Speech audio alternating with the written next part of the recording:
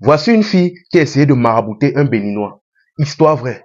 L'affaire se passe en France. Voici la jeune fille en question, une Ivoirienne. Ce qui se passe donc en fait est que la jeune fille en question était une vendeuse de piments là-bas en France. Bon, au début ça allait, son commerce allait, mais vous savez qu'au fur et à mesure que vous faites ce genre de métier, vous commencez à faner et vous ne brillez plus comme avant. Donc, à un moment donné, elle s'est rendue compte que son business ne donnait plus. Là, maintenant, elle a commencé à causer avec ses copines. Ses copines, une de ses copines lui a donc conseillé un ganga africain. Bon, pour ceux qui ne comprennent pas le terme ganga, c'est pour dire marabout ou féticheur. Elle a donc conseillé un ganga là-bas en Afrique. Elle lui a donné son numéro. Elle a donc appelé le ganga. Elle a expliqué son problème au ganga. Le ganga a dit qu'il n'y a pas de problème. Il peut t'envoyer une chaîne là que tu vas attacher autour de tes hanches. Et à chaque fois que tu vas traiter avec un client, il faudra que tu fasses en sorte qu'il s'endorme. Et la nuit, après avoir passé l'acte, la chaîne là en question va se transformer en serpent et va dévorer sa semence. Et c'est ça qui va faire que ton business sera toujours à la hausse. Tu auras toujours des clients. Elle a dit qu'il n'y a pas de problème. Elle a dit que bon, mais il a demandé que comment est-ce que je fais ça pour t'envoyer. Elle a dit que bon, là j'ai une soeur qui monte bientôt ici, me retrouver en France. Donc, tu peux lui remettre ça et elle vient me remettre.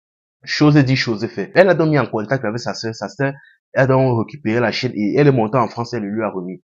Là maintenant, elle a donc commencé à faire son petit stratagème. À chaque fois qu'elle avait un client, elle avait l'habitude toujours de mettre un verre d'eau qu'elle saupoudrait avec une substance pour l'endormir. Elle déposait là sur la table et quand le client buvait, et le client quand il buvait, après avoir fait l'acte, il s'endormait directement et elle retirait la chaîne, ça se transformait et ça dévorait la semence de son client. Elle a fait comme ça et après un certain temps, elle a constaté que son business a commencé à fructuer. C'est-à-dire, elle ne pouvait pas arriver à un carrefour sans que au moins, c'est-à-dire, à chaque fois qu'elle était dans un carrefour, c'est comme si tu te sentais attiré par elle. C'est-à-dire, peut-être tu passes seulement ta route. Tu ne fais pas ce genre de choses, mais tu ne fais pas ce genre de choses, mais tu te retrouves à faire ça à cause d'elle. Tu te sentais attiré par elle. Donc, c'est-à-dire que parfois, elle restait même comme s'il y a des clients même qui se battaient pour partir avec elle. C'est comme ça que son business marchait, ça marchait bien, elle gagnait bien ses jetons jusqu'au jour où un de ses clients, elle tombait sur un client, un Béninois en question. Et le Béninois là, c'était un Béninois. Et quand je dis Béninois, je dis un Béninois pur souche. Pas les wesh wesh qui arrivent, pas ceux qui arrivent en France, ils deviennent des wesh wesh, c'est cela. Un vrai Béninois. Le type en question avait des écorces subies en des autres. Sans parler du fait qu'il savait déjà que la vie n'était pas le mambo. En d'autres termes, c'était quelqu'un d'assez intelligent. Il est donc parti voir la jeune femme en question et ils ont négocié le tarif et ils sont partis ensemble. Une fois dans la chambre, elle a fait comme d'habitude. Elle a saupoudré une poudre dans son verre d'eau, elle a déposé et bon, le Béninois en question, comme je disais, n'était pas stupide. Quand il a vu le verre déposé là, non, il a pris le verre, il a fait semblant de boire. Il était un peu sceptique. Il a fait semblant de boire, il a déposé. Après avoir fait l'acte, il était fatigué, donc fatigué du travail que vous connaissez. Là maintenant, il a commencé par soupirer, mais c'était la fatigue physique. Dans sa tête, il se disait que c'était par rapport à l'eau qu'il avait bu. Dès qu'il a commencé par soupirer là, elle a retiré sa chaîne déposée à côté de lui. Ça s'est transformé en serpent. Et au moment où ça s'est approché de lui, le Béninois sous-sauté s'est levé rapidement. Il a commencé à faire des gestes bizarres. Des gestes bizarres. Le serpent est redevenu une chaîne. Là, il s'est levé, il a dit à la fille que c'est quoi ça. Tu sais qu'on ne fait pas ce genre de choses on ne fait pas ce genre de choses à tout le monde. Ce n'est pas n'importe qui qu'on fait ça. Et il a commencé à bafeter la fille. C'est mis à genoux, elle dit que pardon, pardon, pardon. Elle dit pardon, que c'est ma première fois. Je ne sais pas ce qui m'a pris. Le gars dit que je vais t'afficher seulement. Il dit que je vais t'afficher ici en France. Même les clients, tu n'auras plus. Oh, elle a dit que pardon, pardon. Elle a supplié. Le gars, il a dit que bon, si tu veux que je ferme ma bouche, non, tu vas me donner 20 000 balles. Elle a dit qu'il n'y a pas de problème. Là, sur son compte sur place, elle avait 15 000. Elle a donné au Béninois. Elle lui a promis que dans les 2 semaines restantes, elle devait lui donner le reste. Elle a apporté ses effets, elle est partie. C'est comme ça qu'après quelques temps, vous savez, le Nganga, quand il lui a donné la chaîne là et tout, il lui a expliqué comment ça devait fonctionner, mais il lui a jamais expliqué les risques. Que vous savez, dans ce genre de choses, il y a toujours les risques. Si par exemple, il avait un client, parce qu'il lui a toujours précisé que le client doit être endormi quand ça se passe. Qu'est-ce qui se passerait si le client voit le serpent? Qu'est-ce qui se passerait si, mais c'est comme ça qu'après un certain temps, elle est partie elle s'est dit que bon, le problème était résolu vu qu'elle avait géré, elle avait payé le Béninois. De ce côté-là, ça allait, mais quand elle est rentrée chez elle, après un certain temps, 1 semaine, 2 semaines, son ventre a commencé à gonfler, elle a commencé à tomber malade, son ventre a commencé à gonfler. Gonfler, mais gonfler franchement. Là, elle reste comme ça, elle ne comprend pas ce qui se passe. Non seulement son ventre gonflait, mais en plus son corps maigrissait. Elle ne comprenait rien. Elle était seulement là comme ça. À un moment donné, c'était chaud. Elle a appelé le Nganga là-bas au pays. Le Nganga doit décrocher, elle a expliqué la situation. Elle a dit que pardon, qu'est-ce qu'il faut faire pour arranger ça? Il a été désolé, mais ça c'était les retombées. Ça c'était la répartie. Personne ne devait voir ça, donc tu vas seulement partir. Elle a dit, mais comment ça, tu ne m'as rien expliqué. Comment est-ce que maintenant tu me dis seulement ça comme ça? Oh, pardon, pardon. Le Nganga a seulement coupé l'appel. Il a dit qu'il ne peut plus rien faire pour elle. C'est comme ça que elle a expliqué la situation à sa sœur. Sa sœur a commencé à les amener chez les pasteurs là-bas en France. On a amené chez les pasteurs, si c'est là, et les pasteurs ont tous dit la même chose, que ça, franchement, c'était pas à leur niveau, que là, lui où ça part, déjà, ils ne peuvent rien faire. Mais par contre, on peut au moins la mettre en prière jusqu'à ce que le moment là arrive. De cette manière-là, au moins, elle pourra au moins se trouver une place au paradis. C'est comme ça qu'elle a commencé à prier, elle a donné sa vie à Dieu. Ceci, c'est là, elle a commencé à prier jusqu'au jour où la fille là l'a emporté, elle est décédée. La fille en question faisait partie d'une famille, que ce soit paternelle ou maternelle, qui était dans on va dire, chacun pour soi.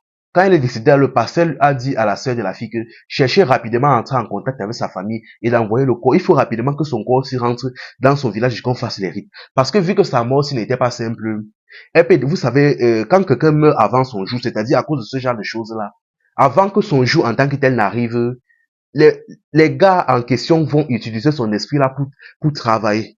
Vont utiliser son esprit là, la forcer à travailler.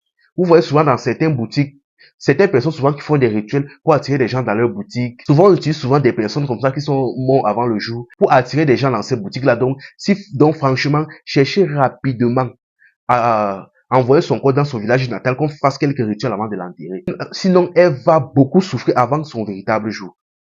Quand elle a dit ça, ils ont compris. Ils ont commencé à se débrouiller, à trouver la famille. Ah, franchement, la famille, le dehors est mauvais. À tous les gars qui partent traiter avec les vendeuses de piments dehors là. Sachez que ce n'est pas tous les vendeuses de piments qui sont simples. Pour la plupart, il y a des rituels parce que vous devez comprendre que au début, toujours, ça donne bien. Quand tu brilles encore, ton étoile, l'étoile peut-être de la fille brille encore. Elle vient que d'arriver. Elle va attirer les clients naturellement. Même si elle n'est pas belle, elle va attirer les clients. Mais le problème est qu'à un moment donné, son étoile va commencer à finir. Elle va commencer à faner. Et c'est là où ça va se gâter. Et généralement, pour continuer à faire tourner le business, elles ont toujours l'habitude d'aller, du moins pour la plupart, d'aller traiter avec des gangas. Donc franchement, la famille, arrêtez ça. Mieux même vous partez, même si c'est toujours mal, mieux même vous partez traiter avec des jeunes filles au quartier que d'aller traiter avec des vendeuses de piments. Franchement, la famille. Enfin bref, en bon entendeur, salut. C'était Info et Amusement. Ici on s'informe et on s'amuse. Voici une fille qui désobéit ses parents et qui saurait s'en va elle manger la vie. Et à son retour, elle manque de perdre sa vie. Histoire vraie. L'affaire se passe au Cameroun. Voici la jeune fille en question. Ici, on va l'appeler Cynthia.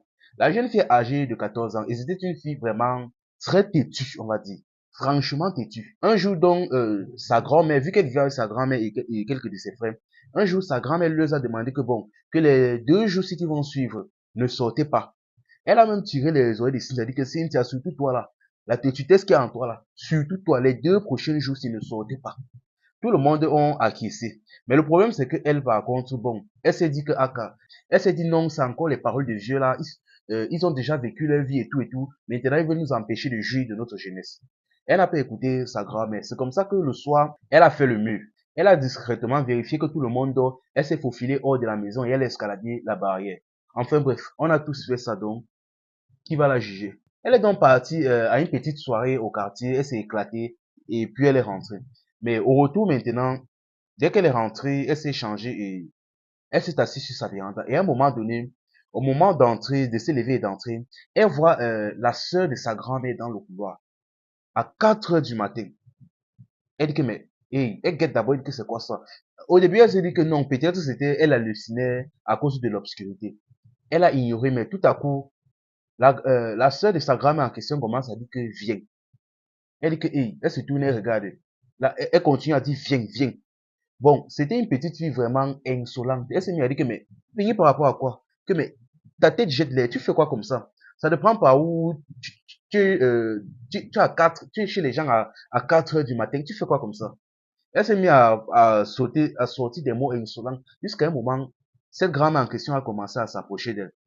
Elle-même, elle se lève comme une gonzome, elle avance vers elle, un peu comme pour la confronter. Au même moment, sa grand-mère en question, sa grand-mère en tant que telle, a ouvert la porte de sa chambre et elle les a tamponnés tous les deux. Et elle s'est mise à dire, toi là, tu as déjà fait ta vie. Personne ne t'a dérangé. Parle doucement, ne viens pas commencer à prendre la vie de mes petits-fils. Ne viens pas commencer à déranger mes petits-fils. Tu as fait ta vie, personne ne t'a dérangé, donc pas doucement. On ne t'a rien demandé ici. Et au même moment, elle a disparu comme ça devant eux. La petite fille là a chuchoté comme ça. Elle s'est mise à dire que, hey, elle que, elle que Massa, je partais où comme ça? Donc je voulais confronter quoi comme ça. Au même moment, elle a reçu une violente gifle de sa grand-mère. Déjà, bon, sans doute pour avoir désobéi, pour être sorti et pour s'être mis dans cette situation-là. Et le lendemain matin, il y a eu un petit scandale dans le quartier. Déjà, on a compris qu'apparemment, elle était décédée dans la nuit. Et tout le monde a expliqué qu'apparemment, après qu'elle soit décédée là, elle a fait le tour de toutes les maisons. C'est-à-dire, de la même manière qu'elle a apparu à 4 heures là-bas pour essayer apparemment d'amener la petite fille là, elle a fait ça pareil dans presque toutes les maisons pendant la nuit. Il y a certaines personnes, quand vos grands-parents souvent vous disent certaines choses, ce n'est pas parce qu'ils veulent vous empêcher de jouir de vos jeunesse ou quoi que ce soit. Que ce soit vos parents ou vos grands-parents.